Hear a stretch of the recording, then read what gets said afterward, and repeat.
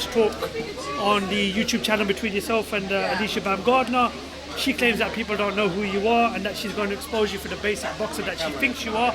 Just want to get your thoughts on her comments. And do you think she's highly underestimating you going into Saturday night? I'm sorry, repeat the last part of that? Do you think she's highly underestimating you going into Saturday night? Yeah, she's absolutely underestimating me. You know, like I said, I know the talk has gone back and forth between us, but don't get it wrong. Like, I still trained to go a hard 10 rounds Saturday night. I should respect her enough to have trained extremely hard for Alycia Baumgardner.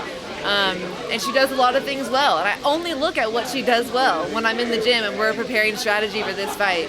She doesn't seem to do that. She wants to underestimate everything that I do, skill-wise, power-wise, my resume, which to me is just delusional because you can't argue my resume. You can't argue what I've accomplished. But if she wants to look past that, that's just going to be her downfall. Mikaela, obviously this week you take part in what is history for women. All fight card at the O2, looking like it's doing really well ticket-wise. Just on a personal level, growing up through the amateur game, I actually met a lady called Andrea who said she worked with you a lot in the amateur setup, an Irish lady. You know, she said how much this means to you. Is it a bit of a pinch yourself, a surreal moment this week for you from going, you know, the amateur career and, you know, slugging through the professional ranks to today?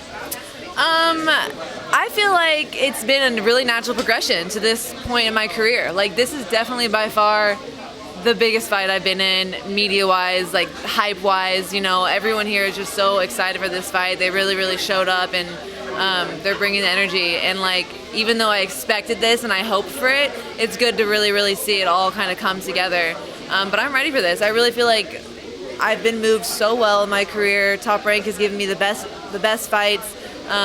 My career's gone like this, and so I feel like this is the natural progression to be in this situation and to be in this what I feel like has become a mega fight. Yeah, so I'm ready for it. There's no excuse. Let's talk a little bit about the hatred between the two of you, because it is there. We saw, I think Top Rank released a little segment this week that I was watching on Twitter. Just makes it even better watching for the fans, obviously with the main event, the bit of rivalry there. This is real personal for you. You want this with everything you've got.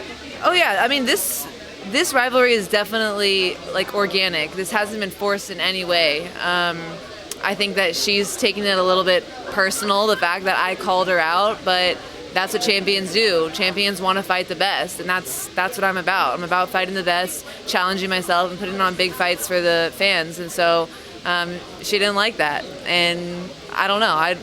She's not the most likable person. I mean, does anyone really like her? Like, her energy just sucks, but it's a good rivalry for the fans. I think it's fun because this is what women's boxing need. I think rivalries is definitely a big part of us kind of growing to the next level. Just one more from me, sorry Matt. Obviously we seen last time out Alycia, I think Eddie said a little bit disappointing. Obviously before that with a blitzing of Terry Harper. She said last time out that she wanted to box a little bit more, whereas the time before that was a bit more gung-ho. You've obviously spoke about the knockouts that she's had, but questioning maybe the opposition a little bit. Is there a little bit of a gamble on your side as to how you think that she's going to come in on Saturday night, whether she's going to come in and try and offload on you, close the distance, or maybe box a little bit herself like she did in her last fight perhaps? We prepared for everything, right? Coach Al is very, very strategic in the fact where we don't know exactly what she's going to do. No one ever does, and so we always have an A and a B plan. But from what I've seen, especially in her last fight, she likes to be comfortable. She likes to keep that perfect space, sort of lure her opponents in, tries to be a little bit slick and just time you and land that big right hand. But she's never fought an opponent who's going to put the pressure on like I am, who has the punch count that I do, and who's going to force her to fight a little bit. I mean, I'm not going to let her stay in her comfort zone and just wait to land that big right hand on me. I'm not Terry Harper. And if she couldn't stop Matisse or even hurt Matisse, I know that she doesn't even have that second or third gear, so we'll see. Mikaela, do you believe that the fact that she seems to have taken this more personally than you've always said it's about business, you called Terry Harper out when she had the belt, now she has the belt, you've called her out. Do you believe it's an advantage to you that it's obviously she's taking it more personally? She's definitely taking it personally. Her emotions are everywhere. I think there's something about her that I guess she needs to look like the big scary bad wolf. I don't know if that hypes her up, boosts her ego.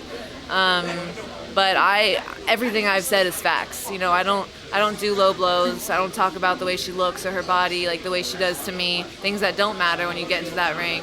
I just keep it factual. She may not like what I said, but all I've talked about is our experience, our records, our opponents, what we've accomplished, and that's it. She's the one getting all upset every second I see her. She's just upset.